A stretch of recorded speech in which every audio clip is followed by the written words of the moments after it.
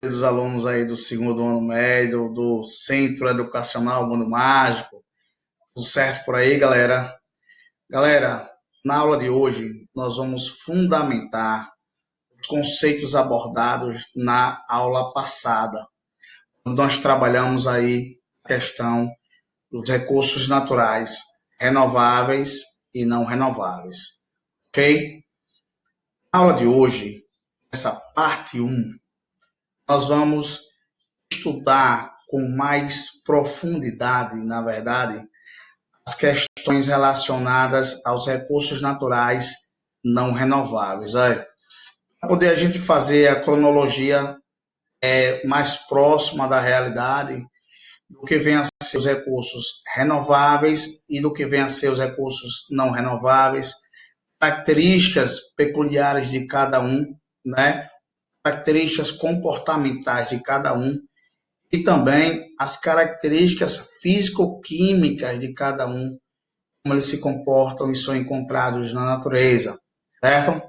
Na aula de hoje, vamos buscar aí alguns conceitos sobre alguns elementos dos recursos não renováveis. Beleza, galera? E aí, na parte 2, nós concluímos essa questão dos não renováveis e aí nós vamos poder entrar na questão dos renováveis e vamos buscar uma perspectiva de que a atualidade, né? Na verdade, vamos buscar as atualidades desses recursos renováveis, na verdade, a perspectiva de futuro que nós temos aqui no planeta Terra, do jeito que estamos consumindo esses recursos, o fio da meada, na verdade, a perspectiva de futuro são os recursos renováveis, ok? Vamos agora analisar então os recursos naturais não renováveis. Beleza? Anote aí, se liga e depois nós tiramos as dúvidas lá na questão dos nossos fóruns. Beleza, galera? Galera, trazendo aqui para vocês a classificação dos recursos. Olha. E aí, desde a aula anterior, nós vimos que os recursos eles podem ser renováveis, aqueles cuja carga natural ela é renovada por um próprio processo natural da Terra, certo? E os não renováveis, aqueles dos quais o consumo vai levar esses recursos à extinção. Beleza? Mas o nosso foco hoje é o quê? Os não renováveis, ok? Só para a gente ter uma ideia aqui da classificação dos recursos e sua reposição na natureza, certo? Os recursos não renováveis, e aí nós temos os principais recursos não renováveis, galera. Anota aí: carvão, petróleo, gás natural, urânio, minerais como cobre, ferro, quartzo e as rochas. Nós também. Eu sou rocha? Sim, pessoal.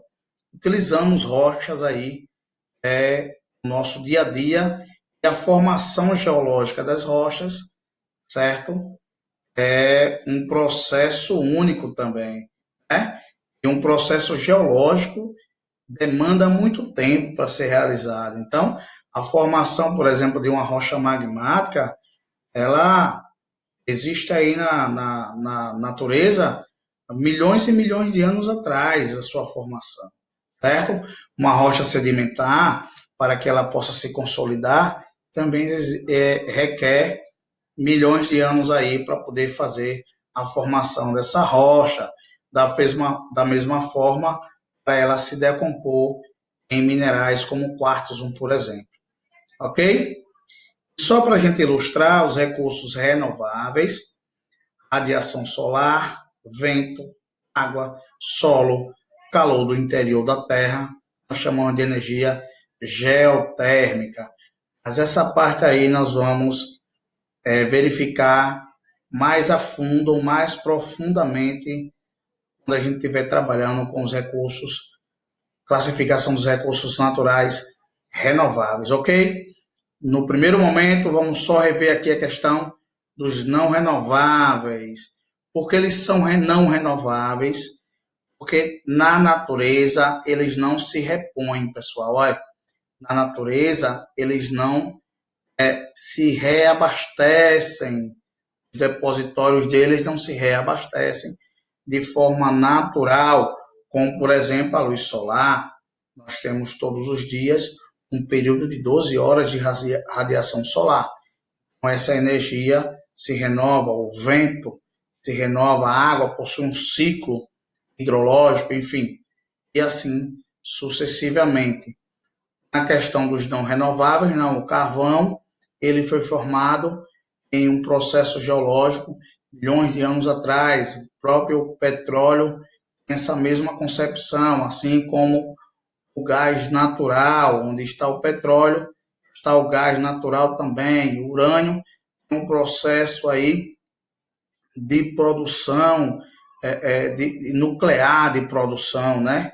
E esses minerais, como eu já falei para vocês também, como o ferro, o quartzo, o cobre, as rochas, levam também milhões de anos no seu processo de formação, não é reposto de forma natural na natureza, portanto, são classificados como os recursos naturais não renováveis, ok?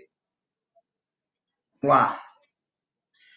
Ainda dentro dessa classificação dos não renováveis, nós temos aqui recursos não renováveis, recursos naturais de formação lenta, que faça as taxas de consumo rapidamente se esgotam, não sendo possível a sua reposição à escala da vida humana. Pessoal, todos esses processos de formação aí dos recursos não renováveis, eles obedecem à escala geológica do tempo. Aquela escala geológica que nós vimos no primeiro ano do ensino médio, nós vamos rever, reforçar lá no terceiro médio, certo? Então, vocês viram lá no primeiro ano médio que essa escala geológica do tempo demanda um tempo geológico muito longínquo, ou seja, não é um tempo histórico. O tempo do homem é um tempo histórico, como a primeira Revolução Industrial, ou Primeira Guerra Mundial, Segunda Guerra Mundial, tempo histórico. Esses processos de formação aí dos recursos não renováveis são processos de milhões e milhões de anos atrás. Isso não é na escala humana, certo? Na escala do processo de formação, de origem e desenvolvimento do planeta Terra. Ok? Mais uma vez, essa tese reforça o motivo deles não serem o que? Renováveis. Beleza? Combustíveis fósseis. Olha, temos aí alguns combustíveis fósseis, né? São os mais utilizados, os mais valiosos, obviamente. Recursos energéticos, temos aí o carvão mineral, que desde a primeira Revolução Industrial é muito utilizado. Nós temos no planeta inteiro grandes depositórios de carvão mineral, levar em consideração que na sua formação geológica houve a decomposição das florestas primitivas, e essas florestas, pessoal, não havia nenhum tipo de predador, não havia o homem queimando, nem o homem desmatando. Toda a superfície terrestre era coberta dessas florestas aí. Então, no processo de decomposição dessas florestas, todo esse material aí virou carvão, né? Contribuiu para a formação do carvão mineral. Então, por isso, nós temos gigantescos depositórios de carvão mineral espalhado por todo o planeta, certo? Nós temos aí também o petróleo, como eu falei para vocês na aula anterior, o petróleo ele é considerado um combustível fóssil o mais utilizado pelo homem, né? Talvez seja na atualidade o mais importante na questão da produção e consumo, porque através dele é possível fazer um monte de situações, né? Utilizar várias questões, não somente como combustível fóssil, no caso da produção da gasolina, no caso aí do óleo diesel e seus derivados, né? O petróleo também é muito utilizado no dia a dia, em tudo que se faz, nas superfícies plásticas, nas borrachas, nas tinturas, nos alimentos, nos cosméticos, enfim, uma série de fatores que o petróleo é utilizado. Não somente um erro que o aluno comete é pensar somente no petróleo como combustível fóssil, né? Um combustível utilizado, inclusive, pensa-se muito na gasolina, no óleo diesel. Pensar, pessoal, que o petróleo ele é muito utilizado em vários utensílios que nós utilizamos no nosso dia a dia, né? Por isso, talvez, ele seja o mais importante aí para a sociedade contemporânea no sentido de produção e consumo mesmo, ok? Eu falo sempre que o petróleo, pessoal, se o planeta fosse um corpo humano, o petróleo aí teria a importância do sangue que rega todo o corpo humano, né? E o gás natural também, assim como o petróleo, né? Ele é derivado aí, quimicamente falando, pessoal, de um conglomerado aí de hidrocarbonetos, certo? Lembrar da linguagem de química dentro desse assunto aí da geografia, certo? Porque são elementos químicos, né? Formação, base de elementos químicos. Ambos surgiram da decomposição de restos de animais e vegetais que ficaram ali depositados em bacias sedimentares milhões e milhões e milhões de anos atrás, certo? Essa aula eu já dei para vocês no primeiro ano, tem que relembrar aí, certo? E tanto o petróleo como o gás natural também é muito utilizado, principalmente nas indústrias, né? Gás natural, inclusive, pessoal, que nós utilizamos nas casas, né? Para abastecimento aí, para abastecer ali as chamas do fogão, para cozinhar. As mães de vocês utilizam para cozinhar. E ele é utilizado em várias situações na indústria, para aquecer as caldeiras de produção industrial, enfim, em várias questões, o gás natural também é utilizado, tem o mesmo fundamento de produção do petróleo. É um combustível menos agressivo em termos de poluentes relacionados, se formos comparado com o petróleo, porém ainda é um combustível fóssil que emite gases de efeito estufa, assim, e acabam poluindo aí a nossa atmosfera, certo? Vamos entrar mais para frente aí nessas questões ambientais, ok? Carvão, olha, dá aqui um enfoque para a questão do carvão, que desde da primeira revolução industrial ele vem sendo utilizado e até hoje é muito utilizado ainda nas indústrias também, certo? O carvão de todos é o mais abundante e as reservas reconhecidas devem dar para alguns centenas de anos. Veja, existe mais depositórios de carvão no mundo do que depositórios de petróleo. Obviamente, porque, como eu já expliquei para vocês, toda a superfície, toda a crosta terrestre da Terra, quando se firmou ali, se equilibrou e a vida surgiu na superfície ali, era coberta por essas florestas, certo, pessoal? Imensas florestas, né? Naquele período, o nível de oxigênio era maior e os animais e os vegetais também eram maiores.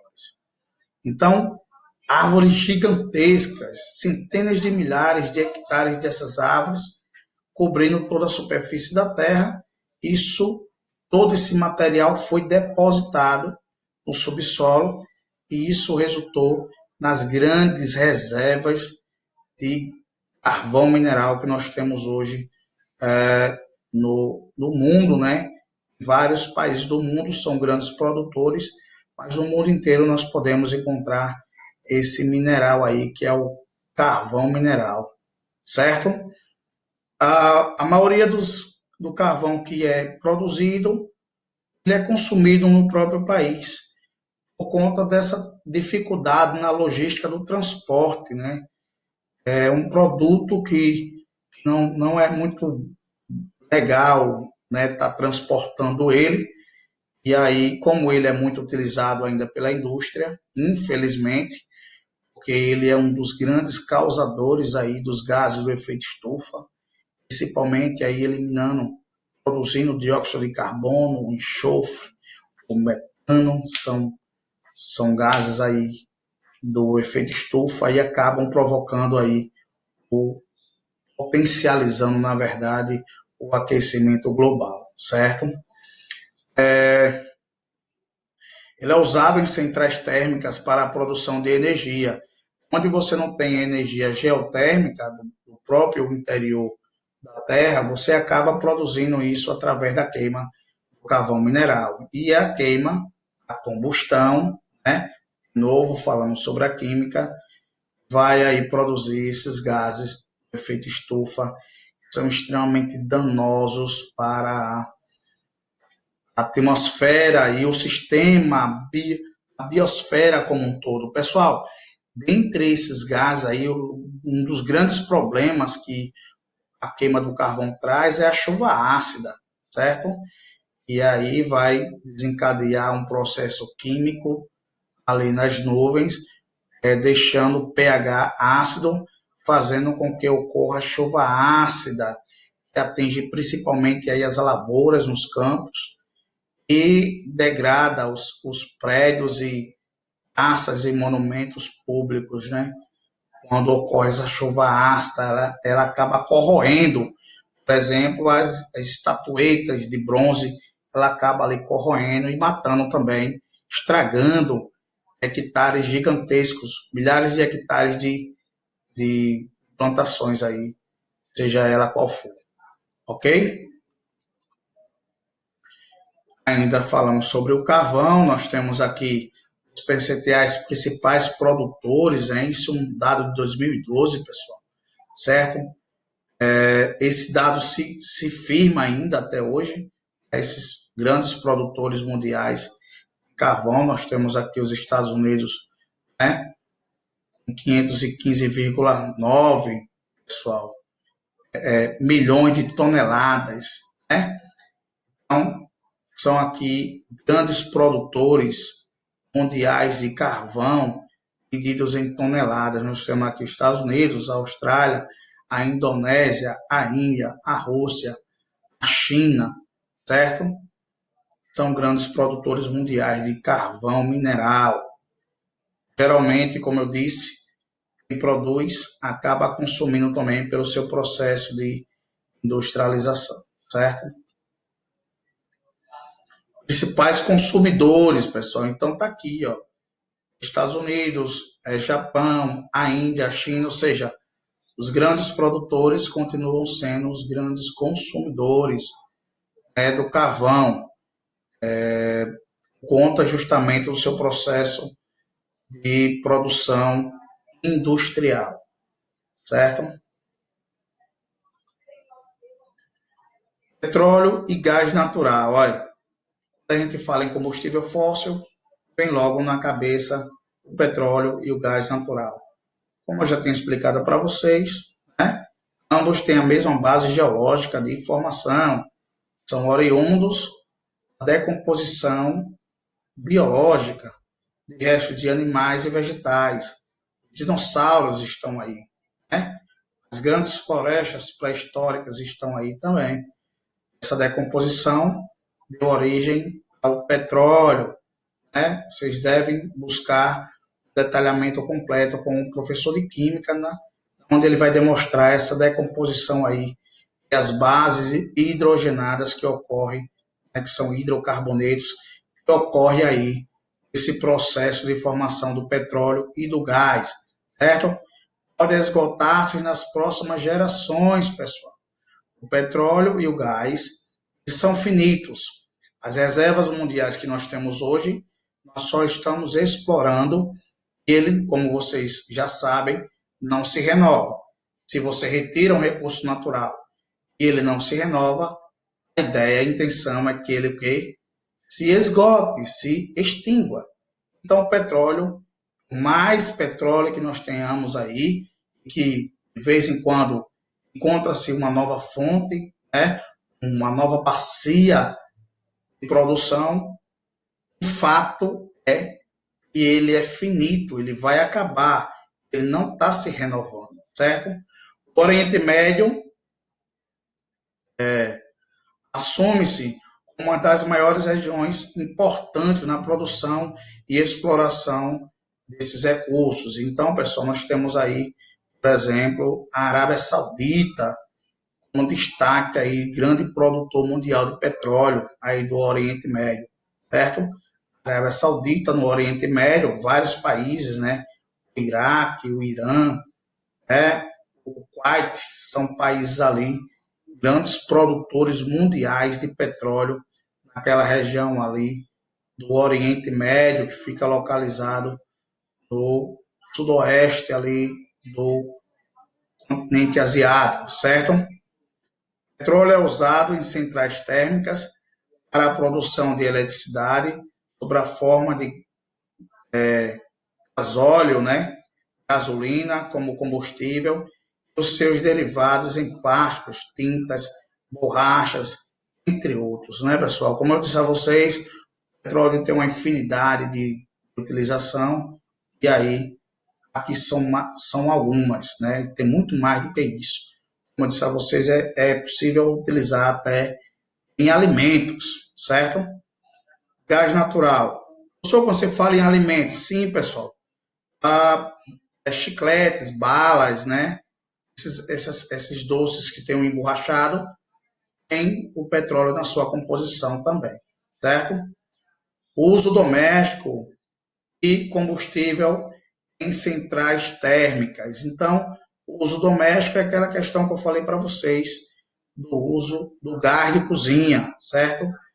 E em centrais térmicas também, para aquecer e transformar em energia elétrica. Esse processo químico-físico também é explicado aí pela química e pela física, de transformação de energia térmica para energia elétrica, ok? Uso do petróleo e derivados, pessoal. Nós temos aqui o petróleo no centro das relações, das atividades. Nós temos aqui a destinação deles. Produção de eletricidade, nós já vimos que é possível.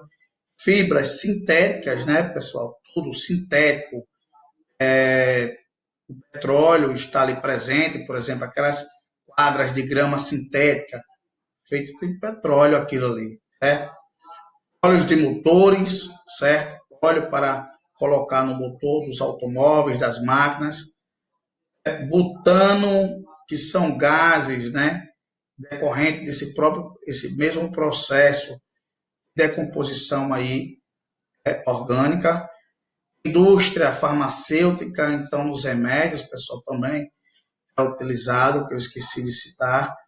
Plásticos e borrachas sintéticas, né? Garrafa PET, copo descartável, o pneu do carro do pai, da mãe, tudo isso é utilizado, é produzido através, tendo base o petróleo. Carburantes de avião, barcos, comboios, ou seja, o óleo diesel, né? A gasolina do avião, que é diferente, o óleo diesel que é utilizado em barcos, navios, em caminhões, tudo isso vem do petróleo. Obviamente, nós temos o biodiesel, pessoal, que não se enquadra nessa classificação aí. Já como o próprio nome diz, biodiesel, ele é oriundo de matéria orgânica, uma fonte renovável. Nós vamos ver ele quando estivermos nas fontes renováveis. Esse diesel aqui, ele é oriundo do petróleo, ok? E aí nós temos os principais produtores mundiais. Pessoal, em 2012, a Arábia Saudita, ela encabeça aqui o primeiro lugar, só atualizando vocês. Aí nós temos aqui, como os grandes produtores, a Arábia Saudita, a Rússia, os Estados Unidos, o Irã, a China, certo? São países importantíssimos. Nós vamos ver aqui a Venezuela, pessoal, lá embaixo, certo? Porém, a Venezuela possui as maiores reservas de petróleo do mundo, ainda não são exploradas, mas eles têm no seu subsolo isso. ok? Ainda não foram explorados, questões da geopolítica, o governo venezuelano, ele não admite muita interferência de multinacionais do petróleo atuando ali, e eles não têm tecnologia o suficiente para poder explorar todo esse potencial energético no seu subsolo. Então, abre fronteira para novas empresas, né, empresas estrangeiras que fazem parceria aí na produção do petróleo, ou vão continuar com uma grande reserva no seu subsolo e uma produção pequena ainda, né, apesar de sobreviver, na verdade, especificamente, basicamente, do petróleo, certo? E aí eles dependem muito dessa renda aí do petróleo. E o consumo de petróleo, pessoal, está aqui desenvolvido nas manchas, né, no desenvolvimento do espaço geográfico global, onde nós vamos ver aqui as regiões em um azul mais escuro, são as regiões onde o consumo do petróleo, obviamente, é maior. Nós temos aqui a questão dos Estados Unidos e Canadá, né, pessoal? O Canadá aqui influencia bastante, pessoal, por conta do seu clima, que é um clima subpolar, temperado, frio, e aí utiliza-se muito o petróleo e o gás para aquecer aqui a população, além de que é muito utilizado no seu processo industrial, aqui também os Estados Unidos, a própria toda a Rússia, né? Questão aqui do Oriente Médio, pessoal, ó, como eu tinha colocado para vocês aqui, os grandes produtores mundiais de petróleo são produtores, são consumidores também, por conta de quem? Por conta do seu grande processo, na verdade, de industrialização. São países que possuem um processo maciço de industrialização e aí, obviamente, acabam consumindo ali aqueles combustíveis fósseis que produzem, com a ressalva para o Oriente Médio, onde o processo industrial ele não é tão alarmante assim. A verdade é que os países produtores de petróleo possuem ali uma indústria petroquímica, certo? Refinarias, onde eles produzem, refinam e distribuem o petróleo, mas não há uma industrialização diversificada como nós encontramos, por exemplo, nos Estados Unidos. Beleza? E aí eu trago para vocês a concepção aí desse personagem da Marvel, que é o Thanos, né? E ele tinha aí a concepção aí de um mundo que estava sendo muito esgotado, um mundo que estava sendo muito, o crescimento demográfico estava muito gigantesco, os recursos naturais estavam acabando, né? Na verdade, a preocupação baseia-se, a preocupação dele sobre essa exaustão do planeta Terra, a capacidade de carga em conseguir alimentar toda aquela população e conseguir manter o sistema como ele vinha sendo crescente. Então, de uma forma errada, ele tenta resolver esses problemas com simples estralar de dedo, né? Vocês assistiram o filme e aí vocês conhecem a história. Nós, às vezes, temos uma preocupação e fazemos algo tentando resolver um problema maior, essa questão da poluição, dos recursos, do consumo dos recursos, da extinção desses recursos, da superpopulação no planeta, e acabamos tentando resolver de forma errada, como foi aí a questão aí do personagem da Marvel, o Thanos aí, né?